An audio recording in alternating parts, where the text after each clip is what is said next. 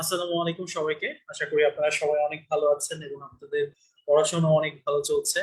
এবং মোটামুটি হচ্ছে আমাদের যেই হচ্ছে সিলেবাসটা ছিল গুণগত রসায়নের জন্য, আমার ধারণা যে মোটামুটি অনেকেই হয়তোবা হচ্ছে প্রথম যে দুই লেকচার ছিল সেই দুই লেকচার ভালো করে পড়ে ফেলেছে। তো আপনারা নিশ্চয়ই হচ্ছে দেখেছেন যে হচ্ছে এই অধ্যায় থেকে লাস্ট মেডিকেল এবং ডেন্টাল এক্সামেও আমার প্রায় হচ্ছে কতগুলো কোয়েশ্চেন এসেছে, তাই না? আপনাদের ক্লাস সম্ভবত ডেন্টাল এক্সামের আগে আমি নিয়েছিলাম, তখন আমি বলেছিলাম যে অধ্যায়টা ইম্পর্টেন্ট। তো ডেন্টাল এক্সামে এই অধ্যায় থেকে একাই 6টা কোয়েশ্চেন চলে আসছে। তো মোটামুটি হচ্ছে এই অধ্যায়টার মধ্যে ফার্স্ট পার্ট সেকেন্ড পার্ট দুই পার্টই ইম্পর্টেন্ট, কিন্তু থার্ড পার্টটাকে ফেলে দেওয়ার কোনো উপায় নাই, কারণ অ্যাকচুয়ালি হচ্ছে থার্ড পার্টটার মধ্যেও এরকম অনেক টপিক আছে যেগুলো হচ্ছে আপনার মেডিকেল কলেজ অ্যাডমিশন টেস্টে আসে, এবং যে কোয়েশ্চেন গুলো এবারে ডেন্টাল মেডিকেল অ্যাডমিশন টেস্টেও আসছে। ইনশাল্লাহ আমরা কিছুক্ষণ পরে সেই জিনিসগুলো দেখতে পাবো। তো যাই হোক, আমি আর কথা না বাড়াই, যেহেতু হচ্ছে গুণগত রসায়ন এমনিতেই বেশ বড় একটা লেকচার, প্লাস হচ্ছে অনেক কিছু বোঝানোর মতো টপিক আছে। তো আমি আজকের লেকচার কথাটা আর হচ্ছে কথা না বাড়িয়ে শুরু করে দিচ্ছি। তো মোটামুটি হচ্ছে আমরা ইনশাল্লাহ আজকে পুরোটাই শেষ করব। তো আমাদের আজকে যে হচ্ছে আহ অনুচ্ছেদ, সেটা অ্যাকচুয়ালি হচ্ছে 2.11 থেকে শুরু করে বাকি যেই পর্যন্ত আছে, অর্থাৎ শেষ পর্যন্ত, সেই পর্যন্ত ইনশাল্লাহ হচ্ছে আমরা আজকে শেষ করব। তো একটা কথা সবসময় মনে রাখবেন যে হচ্ছে এই অধ্যায়ের ক্ষেত্রে ইম্পর্টেন্ট যে টপিক গুলো আছে সেগুলো নিয়ে কিন্তু আপনার বারবার করে আমরা ক্লাসে ডিসকাস করতেছি। তার মানে আপনি এই টপিক গুলা যেগুলা আমরা বারবার করে বলতেছি সেগুলাকে কখনোই বাদ দেওয়া যাবে না, মাথায় রাখতে হবে সেই টপিক গুলা থেকেই আসলে কোয়েশ্চেন বেশি আসবে।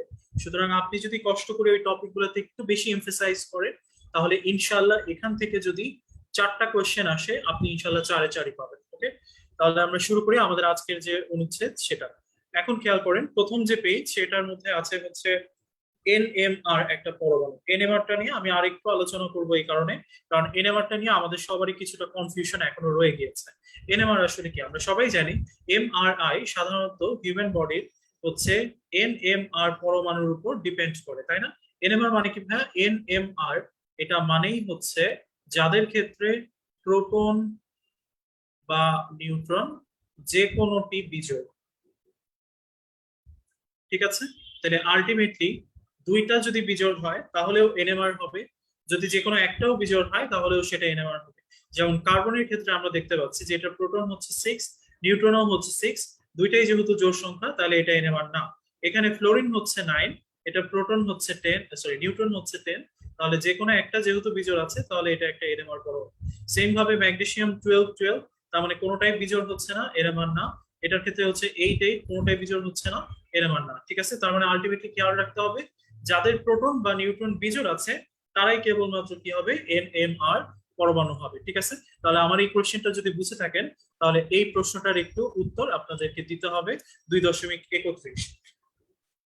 আজকে আমাদের সাথে কোশ্চেন এন্ড অ্যান্সার সেশনে আপনাদের প্রিয় জয়ী আপু আছে। আমরা চেষ্টা করব দুজনে মিলে আপনাদের যে কোয়েশ্চেন গুলো আছে বা আপনাদের যে জিজ্ঞাসাগুলো আছে এগুলো সলভ করার জন্য। ওকে, গুড। আচ্ছা, তাহলে মঈনুদ্দিন প্রথম অ্যান্সার করেছে যে ভাই এটা হবে হচ্ছে ডি, ভেরি গুড। তাহলে এখানে আমার নিউট্রন হচ্ছে 8, প্রোটন হচ্ছে 8, কোনোটাই বিজোড় না, এনএমআর হবে না। এটা হচ্ছে 6, দুইটাই জোড় আছে, এনএমআর হবে না। এটা হচ্ছে 16, দুইটাই জোড় আছে, এনএমআর হবে না। এটার ক্ষেত্রে প্রোটন হচ্ছে 1, নিউট্রন হচ্ছে কত ভাইয়া 0, তার মানে আলটিমেটলি এটা যে কোনো একটা অবশ্যই বিজোড় আছে, ডেফিনেটলি এটা একটা কি হবে, এনএমআর পরমাণু হবে। ঠিক আছে, তাহলে আপনাকে খেয়াল রাখতে হবে যে এনএমআর এর ইকুয়েশনটা কিন্তু ইম্পর্টেন্ট। ওকে, আচ্ছা এবার চলে আসেন শিক্ষা পরীক্ষায়। আমরা শিক্ষা পরীক্ষা থেকে প্রথমত কি পড়বো? নাম্বার ওয়ান কথা হচ্ছে আমরা শিক্ষা পরীক্ষায় সাধারণত বিভিন্ন ধরনের হচ্ছে লবণকে শনাক্ত করি, যেমন সালফাইড লবণ, কার্বনেট লবণ। এর মধ্যে যেটা খুবই ইম্পর্টেন্ট সেটা হচ্ছে ক্লোরাইড লবণ।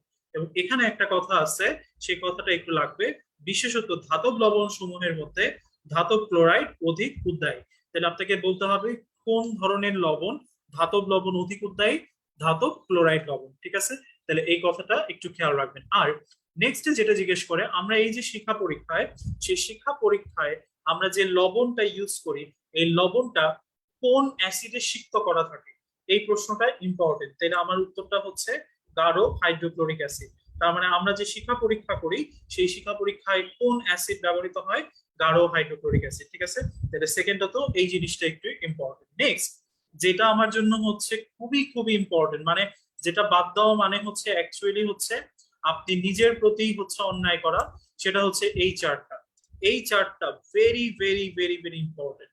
এখান থেকে মেডিকেল অ্যাডমিশন টেস্টে কতবার যে প্রশ্ন আসছে তার আসলে কোনো হিসাব নেই। ঠিক আছে, তাহলে এই বক্সটা আপনাকে জানতে হবে। তাইলে আমরা এখানে কি জানবো, একটা হচ্ছে খালি চোখে কি কালার হয়, একটা হচ্ছে কোবাল্ট ব্লু গ্লাসে কি কালার হয়। তাইলে খালি চোখে কি কালার হয় ভাইয়া, খালি চোখে আমরা দেখছি যে যেটা হচ্ছে পটাশিয়াম সেটার কালার হয় হচ্ছে হালকা বেগুনি।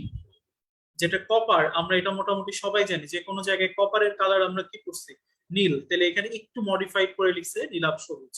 সোডিয়াম মানে এর মতো ইম্পর্টেন্ট জিনিস আমার মনে হয় কিছু নাই, প্রশ্ন অনেকবার আসছে, ইভেন এবছরের ডেন্টাল এক্সামেও আসছে। সোনালী হলুদ বর্ণ দেয় কোন শিক্ষা পরীক্ষায় কোন মৌল বা কোন আয়ন, তাহলে অ্যান্সার হচ্ছে সোডিয়াম। আর ক্যালসিয়াম এটার ক্ষেত্রে কালারটা হচ্ছে ইটের ন্যায় লাল। ঠিক আছে, এটাও মোটামুটি আমরা সবাই জানি। এবার কোবাল্ট ব্লু গ্লাসে কোনটা, এটার মধ্যে দুইটা পড়লেই হবে, একটা হচ্ছে পটাশিয়াম চার্জ, একটা হচ্ছে ক্যালসিয়াম চার্জ। তাহলে পটাশিয়ামটার কালার হচ্ছে কি গোলাপি লাল শিখা, আর যেটা ক্যালসিয়াম সেটা হচ্ছে হালকা সবুজ শিখা। তাহলে ক্যালসিয়ামটা আপনাকে মনে রাখার জন্য আমি লিখবো হচ্ছে বিডি মানে বাংলাদেশ। ঠিক আছে, তাহলে বাংলাদেশ কেন, হ্যাঁ বাংলাদেশের পতাকার মাসাল্লাহ দুইটা রং আছে তাই না, একটা হচ্ছে লাল আর একটা হচ্ছে সবুজ। তাহলে ক্যালসিয়াম সমান সমান বিডি, মানে কি ক্যালসিয়ামকে খালি চোখে আমরা অবশ্যই আমাদের জন্য সবচেয়ে গুরুত্বপূর্ণ কোনটা, আমাদের এই যে লাল সূর্য যেটা আছে তাই না, তাহলে আমাদের লাল সূর্যটা আমি মনে রাখবো খালি চোখে দেখা যায় ক্যালসিয়াম, এটা হচ্ছে ইটের ন্যায় লাল। আর সবুজ যেটা সেটা হচ্ছে কোবাল্ট ব্লু গ্লাসে দেখা যায়। ওকে, তাহলে জাস্ট হচ্ছে একটু একটু কষ্ট করে ঠান্ডা মাথায় হচ্ছে খেয়াল করলেই হবে। ওকে, আচ্ছা এইবার নিচের দিকে খেয়াল করো, এখানে যে বক্স যে প্যারাটা আছে আয়নিক যৌগের দ্রাব্যতা এবং দ্রাব্যতার গুণফল, এই টপিক থেকে মেডিকেল কলেজ অ্যাডমিশন টেস্টে বেশ কোয়েশ্চেন আসে। এই টপিকটা আমরা এখান থেকে পড়বো না, আমরা পড়বো হচ্ছে আমাদের কিছু স্লাইড প্রিপেয়ার করা আছে সেই জায়গাটা থেকে। ঠিক আছে, আচ্ছা যাওয়ার আগে তাহলে এই তিনটা প্রশ্ন আছে, তিনটা প্রশ্নের একটু উত্তর আমাকে দেন, সময় হচ্ছে 2 মিনিট। ওকে,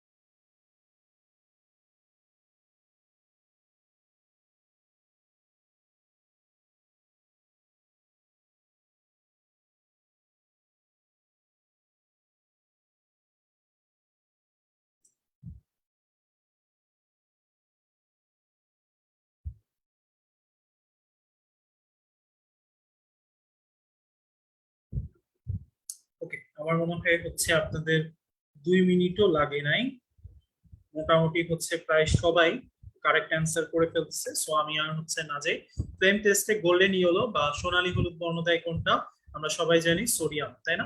আচ্ছা নিচের কোন আয়নটি শিখা পরীক্ষায় নীলাভ সবুজ বর্ণ দেয়, তাহলে আমরা করছি নীল, তাহলে অবশ্যই এটার অ্যান্সার কি কপার তাই না। আচ্ছা কোবার গ্লাসের ভিতর দিয়ে ক্যালসিয়াম শিখা দেখতে কেমন, তাহলে ক্যালসিয়াম মানে কি বিডি না ভাইয়া, তাহলে কোবার ব্লু গ্লাসের মধ্যে ক্যালসিয়াম কোনটা, তাহলে হালকা সবুজ। আর যদি বলতো শিখা পরীক্ষায় তখন আমরা বলতাম ইটের ন্যায় লাল। ঠিক আছে, আচ্ছা একজন লিখছে হ্যাঁ অ্যান্সার তো দেওয়াই আছে, তোমরা কি করে ভাবলা আমি সব অ্যান্সার ঠিক দিব।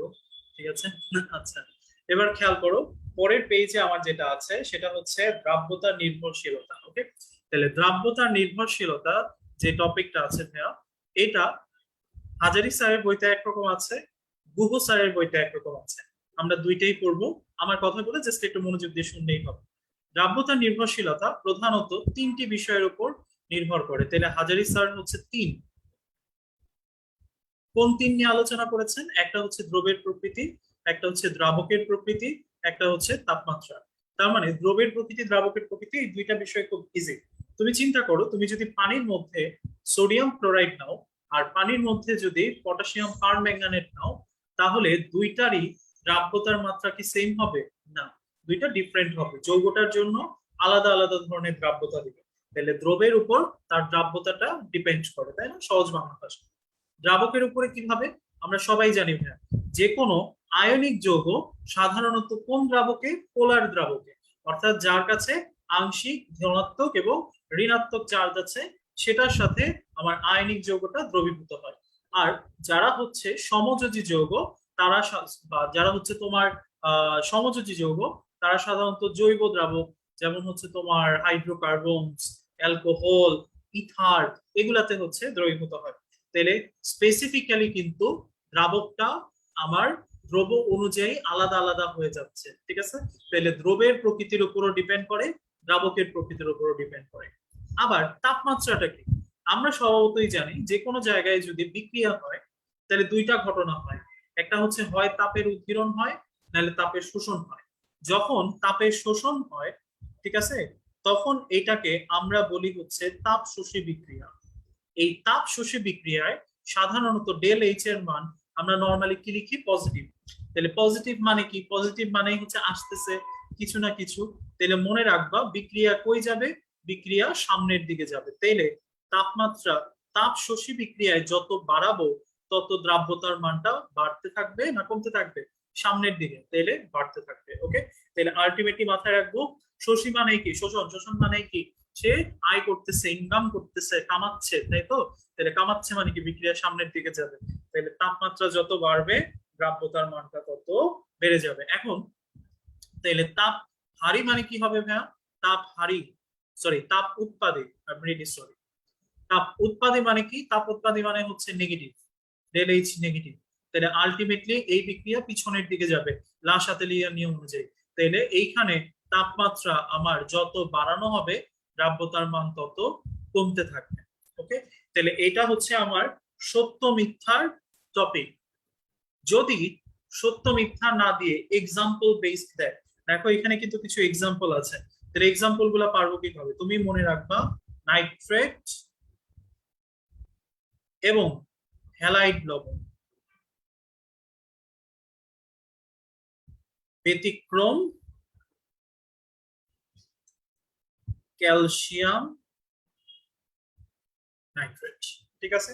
তার মানে আমার বইতে যত ধরনের নাইট্রেট লবণ আছে, sodium nitrate, potassium nitrate, silver nitrate, lead nitrate, etcetera, আর যত ধরনের হ্যালাইড লবণ আছে, sodium chloride, potassium chloride, ammonium chloride, ঠিক আছে, পটাশিয়াম আয়োডাইড, যত হ্যালাইড আছে তারা হবে হচ্ছে তাপ শোষী বিক্রিয়ার এক্সাম্পল। তাইলে তাদের ক্ষেত্রে তাপমাত্রা যদি আমি বাড়াই দেই তাহলে বিক্রিয়াটার দ্রাব্যতাটা বাড়তে থাকবে। আর এছাড়া বাকি যারাই আছে তারা সবাই হচ্ছে যত তাপমাত্রা বাড়াবো তত আমার দ্রাব্যতাটা কমতে থাকবে। এই সকল নাইট্রেটই অ্যাড হবে এক্সেপ্ট ক্যালসিয়াম নাইট্রেট। এটার ক্ষেত্রে তাপমাত্রা বাড়াইলে দ্রাব্যতা না বেড়ে গিয়ে উল্টা কমে যাবে। ওকে, তাহলে আলটিমেটলি এই কয়েকটা কথা জাস্ট এখান থেকে হাজারির জন্য মনে রাখো, মোর দেন এনাফ। ওকে, এখন হাজারি তো গেল, এবার গুহু স্যারে চলে আসো। গুহু স্যার কি বলছে? যে না, উনি বলছে আমি এটা মানি না। উনি বলছে আমি দ্রাব্যতার 4টা নিয়ামকের কথা বলবো, আর আরেকটার নাম হচ্ছে চাপ। এবং এই চাপের জন্য তিনি একটা সূত্র বলেছেন, যে সূত্রটার আবিষ্কারক হচ্ছে হেনরি, একে হেনরির সূত্র বলে। সূত্রটা হচ্ছে দ্রাব্যতা তার উপর প্রযুক্ত চাপের কি সমানুপাতিক, ঠিক আছে? তাহলে দ্রাব্যতাকে যদি আমরা এস দিয়ে প্রকাশ করি, S proportional to P, S proportional equal to CP. এই সি মানে হচ্ছে দ্রাব্যতার গুণাঙ্ক। ওকে, তাহলে দেখো আমার বইতে যা আছে সেটাই হাজারি স্যার, গুহু স্যার বলছে, কিন্তু একটু চেঞ্জ করে উনি বলছে যে না, নিয়ামক হচ্ছে 4টা। 4 নম্বর নিয়ামকের নাম হচ্ছে চাপ। এই চাপের সূত্রটা হচ্ছে হেনরির সূত্র, এর সাথে সম্পর্ক হচ্ছে দ্রাব্যতার সমানুপাতিক, ঠিক আছে? আচ্ছা, তোমরা বলছো ভাইয়া জুম করেন। দেখো ভাইয়া, তোমরা মোবাইলটা যদি জাস্ট একটু হচ্ছে এরকম করে হচ্ছে জুম করে নাও, তাহলে কিন্তু হচ্ছে মোটামুটি হচ্ছে আমার জুমটা হয়ে যায়। ওকে, আচ্ছা, এবার হাজারিও গেল, গুহও গেল, মোটামুটি দ্রাব্যতা শেষ। দ্রাব্যতার পরে আসো হচ্ছে একক। এইখানে একক নিয়ে কিছু কোয়েশ্চেন হইতে পারে, তাহলে এককের প্রশ্নের উত্তরগুলা কি করে পারবো, ঠিক আছে? তাইলে তোমাকে যদি বলে দ্রাব্যতা, দ্রাব্যতা মানে কি ভাইয়া? আমরা সবাই জানি কোনো একটি নির্দিষ্ট পরিমাণ দ্রব যতটুকু আয়তনের অথবা 1 লিটারে যতটুকু দ্রবীভূত হইতে পারে তাকে ওই দ্রাব্যতা বলা হয়ে থাকে। তাইলে আমার কথা হচ্ছে একক হবে কি, যত পরিমাণ, একক হচ্ছে মোল অথবা গ্রাম, আর যত আয়তনের অথবা প্রতি লিটারে, তার মানে একক হচ্ছে লিটার, তাহলে আমার একক হচ্ছে mole per litre or gram per litre. Okay, তাহলে দ্রাব্যতার একক হচ্ছে মোল পার লিটার অথবা গ্রাম পার লিটার। আবার দ্রাব্যতার গুণফল যদি আমি দেখি ভাইয়া, দ্রাব্যতার গুণফল মানে কি, উপরে হচ্ছে উৎপাদের ঘনমাত্রা, নিচে হচ্ছে বিক্রিয়কের ঘনমাত্রা, দুইটার ক্ষেত্রেই দেখো একক হচ্ছে ঘনমাত্রা বাই ঘনমাত্রা, তাহলে দুইটাই একই জাতীয় রাশির অনুপাত হয়ে গেল না? যে কোনো জায়গায় একই জাতীয় রাশির অনুপাতের মনে রাখবো কোনো একক থাকে না, কারণ দুইটাই কাটাকাটি চলে যায়। ঠিক আছে, তাহলে দ্রাব্যতার একক মোল পার লিটার অথবা গ্রাম পার লিটার, গুণফলের কোনো একক নাই। ঠিক আছে, আচ্ছা এবার খেয়াল করো হচ্ছে দ্রাব্যতার অবস্থা যদি আমি হচ্ছে ডিসকাস করি, তাহলে এই যে এই জায়গাটাতে, আচ্ছা আমি হচ্ছে তোমাদেরকে জাস্ট 2 মিনিটের একটা ব্রেক দিচ্ছি, তোমরা জাস্ট হচ্ছে একটু এতক্ষণ পর্যন্ত যা পড়াইলাম সেটা একটু মেমোরাইজ করো।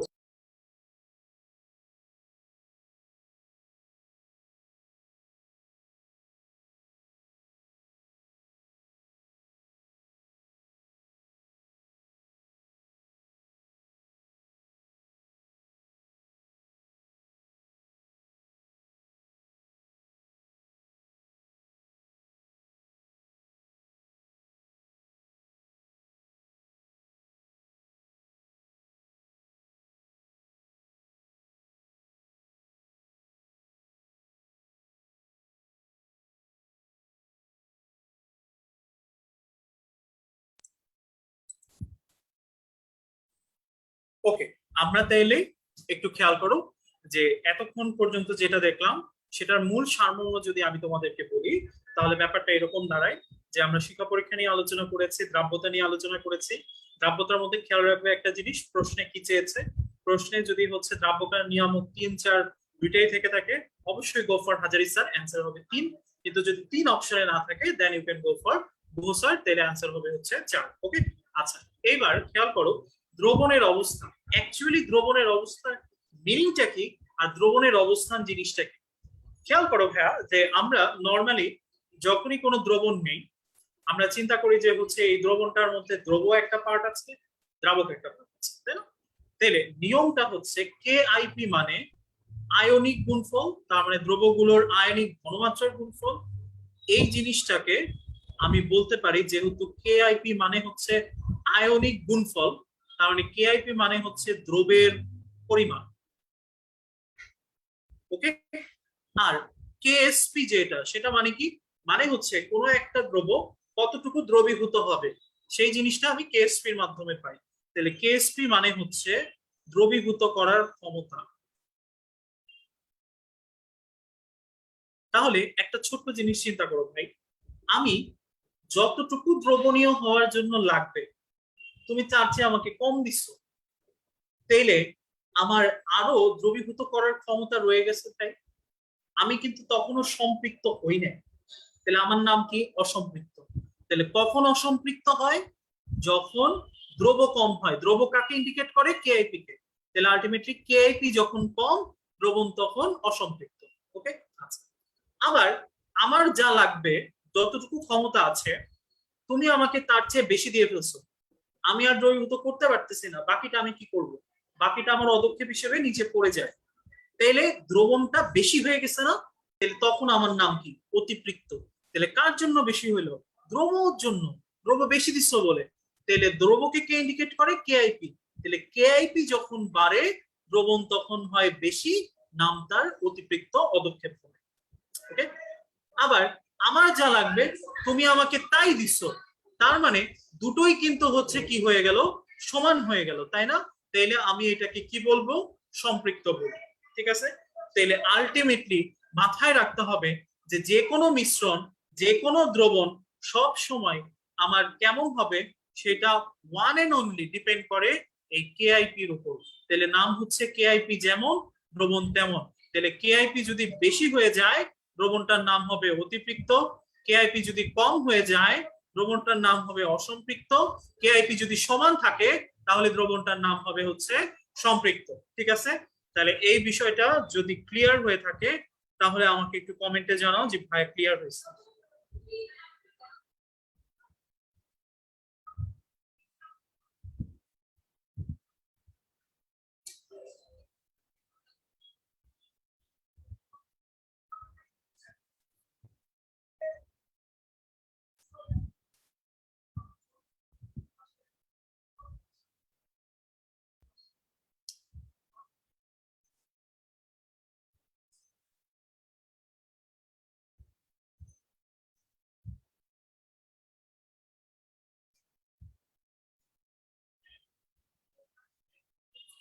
ওকে, ঠিক আছে। নাও আমরা চলে আসি হচ্ছে নিচের দিকে। নিচের দিকে খেয়াল করো, আমার এখানে একটা ছোট্ট বক্স আছে।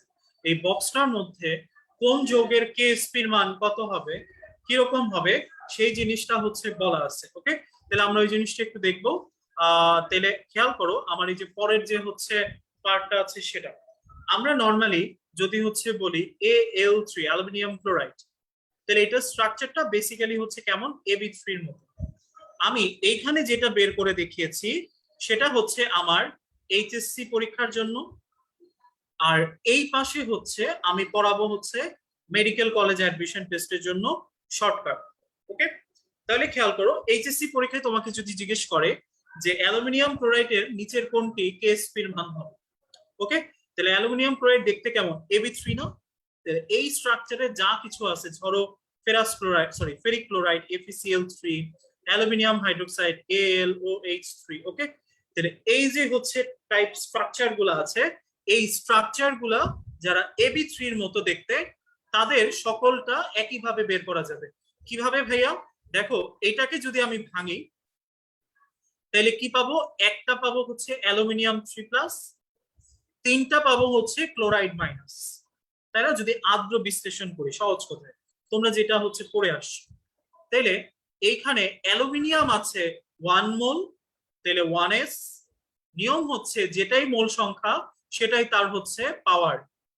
আর এইখানে ক্লোরাইড আছে হচ্ছে 3 মোল, তাহলে এটা হচ্ছে 3s, তাহলে নিয়ম হচ্ছে উপরে 3 হবে। তার মানে যেটাই তোমার মোল সংখ্যা সেটাই তোমার পাওয়ার, এটাই আমার নিয়ম, তাই না? তাহলে এইখানে আসছে হচ্ছে 1s ইন্টু হচ্ছে 27s3, ক্যালকুলেট করলে 27s⁴। ওকে, এখন আসো, তাহলে শর্টকাটটা অ্যাকচুয়ালি কি? শর্টকাটটা হচ্ছে ভাইয়া, এইখানে যেই মৌলটা থাকবে, যৌগটা থাকবে, তার নিচে যেই সংখ্যাটা থাকবে, ফর এক্সাম্পল অ্যালুমিনিয়ামের নিচে কত আছে, 1, ক্লোরাইডের নিচে আছে 3, ভাঙার দরকার নাই, লিখে ফেলবো 1 এর মাথায় 1, 3 এর মাথায় 3। ওকে, ইনটু এস লিখে দুইটা পাওয়ারকে যোগ করবা, ঠিক আছে? তাহলে কত, 1 আর 3 হচ্ছে 4, তাহলে আলটিমেটলি কত আসলো ভাইয়া, 27s⁴। এত ভাঙাভাঙির দরকার নাই মেডিকেল। ওকে, এখন যদি ধরো কোনো কারণে এমন হইলো যে মৌল না যৌগ দিয়ে দিছে, তাহলে অ্যালুমিনিয়াম হাইড্রোক্সাইড যেরকম, তাহলে অ্যালুমিনিয়ামে কত আছে, 1। আর মনে রাখবা, যে কোনো জায়গায় যদি কোনো মূলক হয় তাহলে সেই পুরাটা 1 ইউনিট হবে। তাহলে মূলক কোনটা, হাইড্রোক্সিল, তাহলে হাইড্রোক্সিলের বাইরে কত আছে, 3, তাহলে আমি সরাসরি মূলকের নিচে যে মানটা আছে সেটা লিখবো। তাহলে অ্যালুমিনিয়ামের মাথায় 1⁴, পুরা হাইড্রোক্সিলের মাথায় 3, তাহলে 3⁴, আর এস এর মাথায় 1+3, তার মানে হচ্ছে 4। তাহলে টোটাল অ্যান্সার হচ্ছে 27s⁴। সোজা না ভাই? এইবার তাহলে খেয়াল করো, যদি বলা হয় ম্যাগনেসিয়াম ক্লোরাইড বা Ab2, এইরকম যা কিছু আছে, যেমন ফেরাস ক্লোরাইড, তারপর হচ্ছে ধরো ফেরাস হাইড্রোক্সাইড, ওকে, যা কিছু আছে সবকিছুর ক্ষেত্রে অ্যান্সার হবে হচ্ছে 4s3। তাহলে কিভাবে, খেয়াল করো, আমার নর্মালি ফেরাস ক্লোরাইড যদি আমার হচ্ছে হয়, তাহলে আলটিমেটলি এফ এর নিচে কত আছে, 1, তাহলে 1⁴, আর 2 এর মাথায় কত, 2, এস এর মাথায় 1 আর 2 যোগ করলে হচ্ছে 3, অ্যান্সার হচ্ছে 4s3। ওকে, আবার যদি অনেক বড় মান চিন্তা করি A2B3 অ্যালুমিনিয়াম সালফেট, অথবা যদি থাকতো হচ্ছে ফেরিক সালফেট, তাহলে তাদের ক্ষেত্রে একটু চিন্তা করো। তাদের ক্ষেত্রে আমি বলতাম এফ এর নিচে আছে হচ্ছে 2, আর সালফেটের নিচে আছে হচ্ছে আমার 3, আর পুরাটা 2 আর 3 হচ্ছে 5, তাহলে 4 গুণ 27 108 s⁻5। তার মানে অ্যালুমিনিয়াম সালফেটের মতো যা কিছু আছে A2B3 এই স্ট্রাকচারে সবই হবে 108 s⁻5। ঠিক আছে, তাহলে এই জিনিসগুলা জাস্ট একটু কষ্ট করে মনে রাখতে হবে, কারণ এই টপিক গুলা কিন্তু মেডিকেল অ্যাডমিশন টেস্টের জন্য বেশ ইম্পর্টেন্ট। ওকে, আচ্ছা এবার তাহলে আমরা নিচে চলে যাই ভাইয়া। এইটা একটু সলভ করো, এইটার সাথে আরেকটা সলভ করবা, সেটা হচ্ছে কপার সালফেটের কেএসপি কত। অপশন এই চারটাই, সময় হচ্ছে 1.5 মিনিট। ওকে,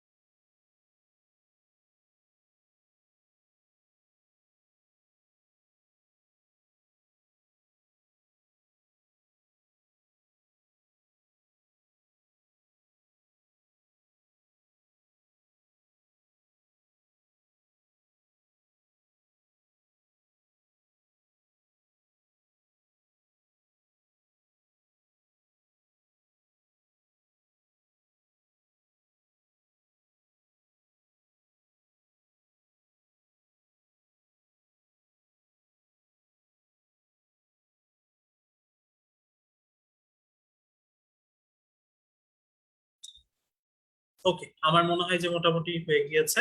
তাহলে দেখেন অ্যালুমিনিয়াম হাইড্রোক্সাইড, তাহলে অবভিয়াসলি বুঝতেই পারতেছো ভাই এটা AB3 স্ট্রাকচার। ডেফিনেটলি এটার অ্যান্সার আমরা একটু আগে করছি 27 s⁻4।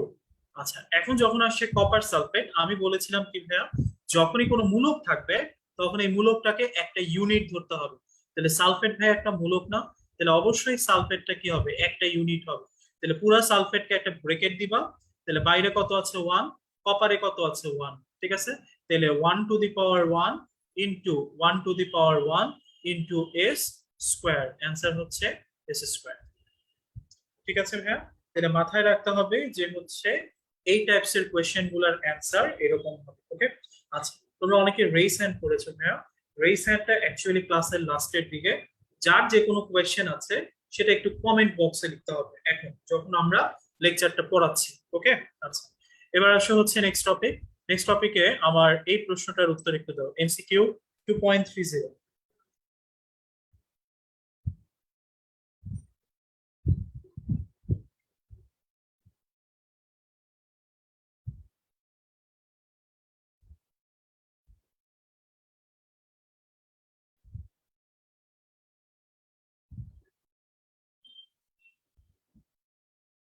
ওকে, নিরিমা সুলতানা, গুড, 2 গ্রাম। তাহলে আমি একটু বলে ফেলি, তাহলে দেখো গ্রাম পার লিটার এই কথাটার মানে হচ্ছে প্রতি লিটারে দ্রবীভূত অবস্থায় কতটুকু পরিমাণ দ্রব্য আছে।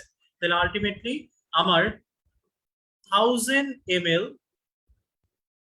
দ্রাবকে দ্রবের পরিমাণ 5 গ্রাম, তাহলে 400 ml দ্রাবকে দ্রবীভূত পরিমাণ 5 × 400 ডিভাইডেড বাই 1000, ঠিক আছে। তাহলে আমি কাটাকাটি করলে এটা হচ্ছে 20, 20 রে হচ্ছে তোমার 10 দিয়ে ভাগ করলে 2 গ্রাম, ঠিক আছে। তাহলে আমার অ্যান্সার হচ্ছে 2 গ্রাম। ওকে, গুড, ভেরি গুড। আচ্ছা, আমরা এবার চলে আসি হচ্ছে নিচে এই প্রশ্নটা। ওকে, আমি তোমাদেরকে বলেছিলাম ভাইয়া আমরা আজকে কিছু ম্যাথ করব, যে ম্যাথ গুলা অ্যাকচুয়ালি হচ্ছে আহ তোমার দ্রাব্যতার উপরে থাকবে, এবং এই ম্যাথ গুলা ইম্পর্টেন্ট। সো এই ম্যাথ গুলো তোমাদেরকে একটু পারতে হবে, ঠিক আছে। তাহলে আমরা ম্যাথ গুলো আসলে কিভাবে করব? আমি নর্মালি ম্যাথ গুলা হচ্ছে লিখেও দিছি, তারপরে একবার বুঝে করার চেষ্টা করতেছি। খেয়াল করো, বলা হয়েছে কোনো একটি নির্দিষ্ট তাপমাত্রায় A2B লবণের দ্রাব্যতা গুণফল 4 × 10⁻⁹ মোল কিউব পার লিটার কিউব হলে লবণটির দ্রাব্যতা কত? তাহলে প্রথম কথা হচ্ছে, যদি A2B হয়, A2B, ওকে, তাহলে A2B এর ক্ষেত্রে আমরা জানি কেএসপি কত ভাইয়া, 4s³ ইজিক্যাল টু মানটা দেওয়া আছে 4 × 10⁻⁹ কি বের করতে হবে? দ্রাব্যতা মানে কি, এস বের করতে হবে। তাহলে কিভাবে করব? 4 আর 4 তো কাটা চলে যাচ্ছে, তাহলে S³ সমান সমান 10⁻⁹ সুতরাং এস সমান সমান 10⁻⁹ এই পাওয়ারটা যখন এই পাশে চলে আসবে তখন এটা উল্টায় যাবে। তার মানে এটা ছিল কিউ, এই পাশে চলে আসলে হয়ে যাবে 1/3, ঠিক আছে। তাহলে তখন আমি কাটাকাটি করলে আমার 9 × 1/3, তার মানে হচ্ছে 10⁻⁻3, তার মানে অ্যান্সার হচ্ছে 8। ওকে ভাইয়া, তাহলে আলটিমেটলি মাথায় রাখতে হবে যে হচ্ছে প্রশ্ন যেটাই করুক না কেন, তোমাকে জাস্ট হচ্ছে পাওয়ারের ক্ষেত্রে এইভাবে কনভার্সনটা করতে হবে। ওকে, এখন তোমাদের কোয়েশ্চেন এটা হতে পারে, ভাইয়া যদি এই জায়গায় এস ইজিক্যাল টু 1/3 থাকতো এবং এখানে মান হইতো 10⁻⁻3, তাহলে এস এর মান কিভাবে করতাম? ওই সেম, এস ইজিক্যাল টু 10⁻⁻3, এই পাশে তিনটাকে এই পাশে চলে আসলে উল্টায় যাবে, তার মানে 3 হয়ে যাবে। তাহলে আমার মান আসবে 10⁻⁻3।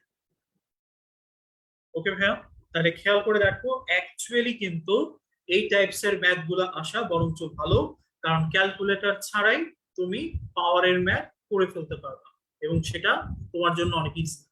ওকে, বোঝা গেছে ভাই? তাহলে এখন যদি এই কোয়েশ্চেনটা এইভাবে আসে, PbCl2 এর দ্রাব্যতা 0.002 মোল পার লিটার হলে এর দ্রাব্যতার গুণফল কত? দেখো করেই দেওয়া আছে, জাস্ট আমি আরেকবার একটু দেখাই দিচ্ছি।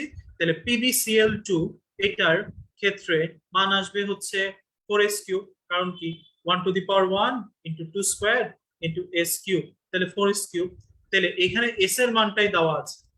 নিয়ম হচ্ছে ভাইয়া, যখনই কোনো দশমিকে মান থাকবে তুমি সেটাকে সংখ্যায় কনভার্ট করবে। তাহলে 0.002, নিয়ম হচ্ছে যে কয়টা দশমিকের পর ঘর থাকবে সেটাই 10 এর মাথায় পাওয়ার যাবে। তাহলে কয়টা ঘর আছে? 3টা, তাহলে 10 এর মাথায় কি হবে? -3, আর সামনে যে সংখ্যাটা লাস্টে থাকে ওইটা বসে যাবে, তাহলে 2 × 10⁻⁻3। ওকে, তাহলে আলটিমেটলি আমি যদি বসাই, তাহলে 2 × 10⁻⁻3 এটা করলে এটা তো কিউব, তাহলে 8, 2 এর কিউব হচ্ছে 8, আর এটার কিউব -9, তাহলে 4 × 8, তার মানে 32 গুণ 10⁻⁻9। তাহলে আমি এটাকে লিখতে পারি ভাই ভেঙে, যে 3.2 × 10 × 10⁻⁻9, একই কথা। তাহলে আমার অ্যান্সার আসবে 3.2 × 10⁻�8। তাহলে দেখো, কনভার্সন পাওয়ারে করা এটা একদম ইজি একটা কাজ। ওকে, আচ্ছা, তাহলে এই টাইপস এর ম্যাথ গুলা করবো। তবে তোমার বইতে কিছু ম্যাথ আছে যেখানে ঘনমাত্রা দেওয়া আছে, দ্রাব্যতার গুণফল বের করতে বলে, এগুলা আমার মেডিকেল অ্যাডমিশন টেস্টের জন্য ম্যাথ নয়, এগুলা ক্যালকুলেটর ছাড়া করা যাবে না। সুতরাং এই টাইপের ম্যাথ আমি করবো না, এই টাইপের ছোট ছোট ম্যাথ গুলা অ্যাডমিশন টেস্টে আসবে, এগুলা করতে হবে। ওকে, আচ্ছা, এইবার এই ম্যাথটা একটু সলভ করো।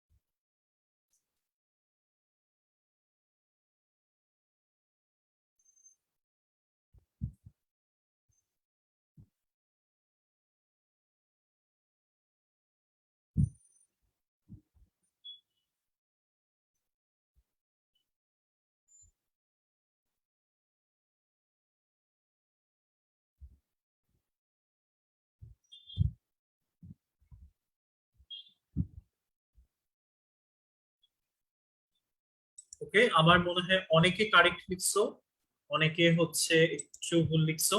তাহলে আমরা একটু একবার দেখি কোনটা অ্যান্সার। ম্যাগনেসিয়াম হাইড্রোক্সাইড, তাহলে অবশ্যই আমার এটা হচ্ছে কি 4s কিউব, তাই না? তাহলে এটার মান বইয়ে বলছে 4 × 10⁻³ তাহলে এস কিউব সমান সমান 10⁻³ 4 আর 4 তো কাটা, তাহলে এস সমান সমান 10⁻³ হোল টু দি পাওয়ার এই পাশে চলে আসলে 1/3, তাহলে 10⁻⁻1, তাহলে অ্যান্সার হচ্ছে 8। ওকে, আচ্ছা ঠিক আছে, এটা একটু প্র্যাকটিস করবো ইনশাল্লাহ আমরা, তাহলেই হয়ে যাবে। ওকে, আচ্ছা এইবার আসো দ্রাব্যতার উপর সম আয়ন প্রভাব। তাহলে সম আয়ন প্রভাবটা কি সেটা আমাকে জানতে হবে। তাহলে আমরা জানি যে যদি কোনো দ্রবণে দুইটি তড়িৎ বিশ্লেষ্য যৌগ বিয়োজনের ফলে দুটি যৌগ থেকে একটি নির্দিষ্ট আয়ন উৎপন্ন হয়, তাহলে সেই যৌগটাকে সম আয়ন বলে, এবং এদের মধ্যকার যে হচ্ছে ক্রিয়া সেটাকে আমরা সম আয়ন প্রভাব বলে থাকি। ওকে, তাইলে আলটিমেটলি সম আয়ন প্রভাব দেখাবে নাকি দেখাবে না, এটা দুইটা শর্তের উপর ডিপেন্ড করে। নাম্বার ওয়ান, এদেরকে অবশ্যই তড়িৎ বিশ্লেষ্য হইতে হবে। তার মানে তড়িৎ বিশ্লেষ্য এই কথাটা হওয়া মানেই হচ্ছে যে অবশ্যই হয় এদেরকে আয়নিক যৌগ হইতে হবে, অথবা সমযোজী যারা পোলার, ঠিক আছে? যেরকম হচ্ছে ধরো পানি, হাইড্রোজেন সালফাইড, হাইড্রোজেন সালফাইড, তারপরে হচ্ছে অ্যাসিড, তারপরে হচ্ছে এদের লবণ, এক্সেট্রা। কিন্তু কারা একদম হবে না, যারা হচ্ছে জৈব যৌগ, ঠিক আছে? ওকে, আর 2 নাম্বার, দুটি থেকে একই চার্জ থাকতে হবে। তার মানে দুইটা থেকেই একই ধরনের আয়ন বা একই চার্জ উৎপন্ন হইতে হবে। ওকে, এই দুইটা হচ্ছে আমার সম আয়ন প্রভাবের এক্সাম্পল। তাইলে দেখো নিচে বলছে আমার অ্যামোনিয়াম ক্লোরাইড, এইটা আমার হচ্ছে আয়নিক বন্ধন আছে, পোলার যৌগ। অ্যামোনিয়াম হাইড্রোক্সাইড অবশ্যই পোলার যৌগ। তাহলে দুইটাই যেহেতু পোলার, তার মানে তড়িৎ বিশ্লেষ্য হবে। তাহলে এই দুইটা তড়িৎ বিশ্লেষ্যর মধ্যে কমন কোনটা? অ্যামোনিয়া। তাহলে এদের মধ্যে সম আয়ন প্রভাব আছে। সিলভার ক্লোরাইড আয়নিক যৌগ, সোডিয়াম ক্লোরাইড আয়নিক যৌগ, ডেফিনেটলি তড়িৎ বিশ্লেষ্য। দুইটার মধ্যে কমন আছে হচ্ছে ক্লোরাইড, তাহলে এরাও আমার সম আয়ন প্রভাব যুক্ত হবে। ঠিক আছে, তাহলে সম আয়ন মোটামুটি হচ্ছে এটাই, যারা তড়িৎ বিশ্লেষ্য নাম্বার ওয়ান, এবং যারা হচ্ছে আমার একই চার্জ উৎপন্ন করে। তাহলে আমাকে বলো এই প্রশ্নটাতে অ্যান্সার কি হবে? সম আয়ন প্রভাব বিদ্যমান নিচের কোনটিতে?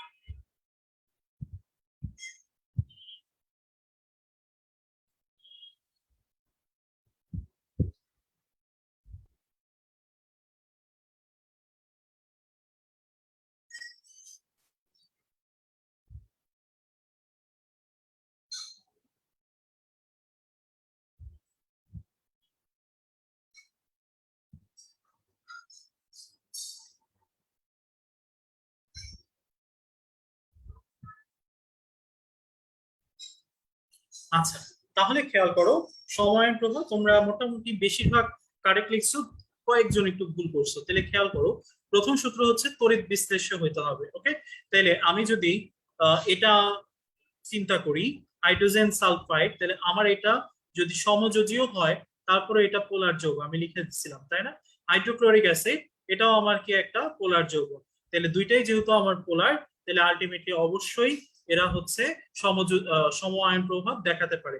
এখন একটা থেকে উৎপন্ন হয় এই আয়ন, আরেকটা থেকে উৎপন্ন হয় এই আয়ন, তাহলে দুইটা থেকে কোনটা common? Hydrogen hydrogen common, definitely এরা সম আয়ন প্রভাব দেখাবে। এটার ক্ষেত্রে দেখো সোডিয়াম ক্লোরাইড আছে, মাশাআল্লাহ আয়নিক যৌগ, দেখেই ভালো লাগলো। কিন্তু এইখানে আমার কার্বন ক্লোরাইড, টেট্রাক্লোরাইড যেটা, সেটার ক্ষেত্রে আমি দেখতে পেলাম যে হচ্ছে এই জায়গাটাতে আমার জৈব যৌগ দিক দিয়েছে, তাহলে এটা ডেফিনেটলি তড়িৎ বিশ্লেষ্য না, তাহলে এরা সম আয়ন প্রভাব দেখাবে না। এখানে মিথেন যেটা, এটা সম আয়ন দেখাবে না, কারণ এটাও কি জৈব যৌগ, তাহলে এটাও বাদ।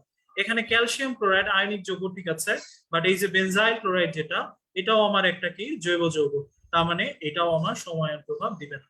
তার মানে তোমাকে প্রথমত দেখতে হবে যে এই যে কয়টা এক্সাম্পল বা অপশন দেওয়া থাকবে সেগুলোর মধ্যে কোনটা আয়নিক আছে বা কোনটা তড়িৎ বিশ্লেষ্য আছে এবং তাদের মধ্যে কোনো কিছু কমন আছে কিনা। ওকে, তাহলে সময়ের প্রভাব এবছরের প্রশ্নের জন্য বেশ ইম্পর্টেন্ট, একটু কষ্ট করে খেয়াল রাখতে হবে, ঠিক আছে। আচ্ছা, এবার আসো 2.12.2 2.12.2 তে যে কথাটা প্রথম লাইনে আছে এটা একটু দাগাও। লাইক ডিজলভ লাইক, এই কথাটা মানে কি ভাইয়া? যেমন দ্রব তেমন দ্রাবক, তার মানে ওই যে পড়ছিলাম আমরা, আয়নিক যৌগ সাধারণত পোলার দ্রাবকে এবং সমযোজী যৌগ সাধারণত অপোলার দ্রাবকে দ্রবীভূত হয়। তাহলে তোমাকে পোলার আর অপোলার এক্সাম্পল জানতে হবে। এই যে এখানে বলা আছে তরল অ্যামোনিয়া, নাইট্রিক অ্যাসিড, তরল সালফার ডাইঅক্সাইড, তরল হ্যালাইড অ্যাসিড সমূহ পোলার দ্রাবক, ঠিক আছে। তাহলে আলটিমেটলি পোলার আর অপোলার এই টপিকটা তোমার একটু জানতে হবে। ওকে, নেক্সট আমি এখান থেকে যে টপিক গুলো আছে, কোনটা পানিতে দ্রবণীয়, কোনটা গরম পানিতে, কোনটা ঠান্ডা পানিতে দ্রবণীয়, এই জিনিসগুলোর ব্যাখ্যা বা বর্ণনা এখানে আছে। জাস্ট এগুলা থেকে জিস্ট পয়েন্টটা পড়বা যে কোনটা ঠান্ডা পানিতে দ্রবণীয়, কোনটা গরম পানিতে দ্রবণীয়। এখন মেডিকেল অ্যাডমিশন টেস্টে যেই প্রশ্নটা সবচেয়ে বেশি আসে এখান থেকে স্পেশালি, সেটা হচ্ছে নিচের কোন যৌগটি পানিতে অধিক দ্রবণীয়, অথবা নিচের কোনটি পানিতে দ্রবণীয়।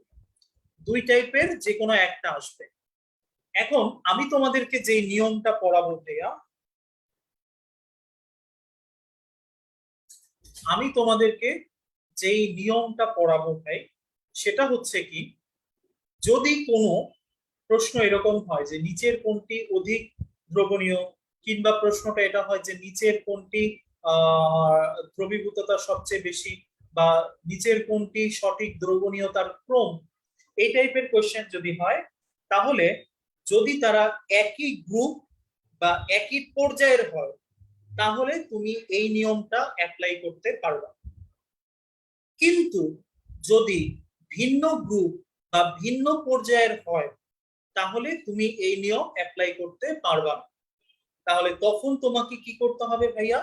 তখন তোমাকে সঞ্জিত কুমার গুহ স্যারের বইয়ে সুন্দর করে কোনটা পানিতে দ্রবণীয়, কোনটা অল্প দ্রবণীয়, কোনটা অদ্রবণীয়, সেই টপিকটা দেওয়া আছে।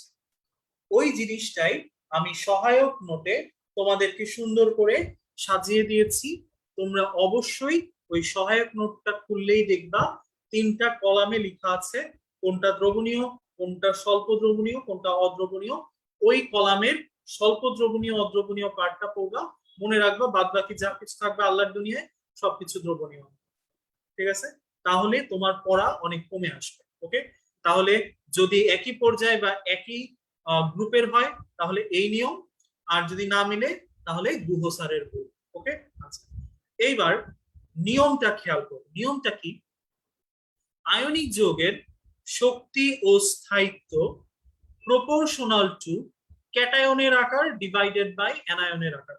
তাহলে সহজ বাংলা ভাষা, যাই সকল যৌগের ক্যাটায়নের আকার ছোট অথবা অ্যানায়নের আকারটা বড়, সেই যৌগ বা সেই আয়নিক যৌগগুলা অধিক স্থিতিশীল বা অধিক স্থায়ী হবে।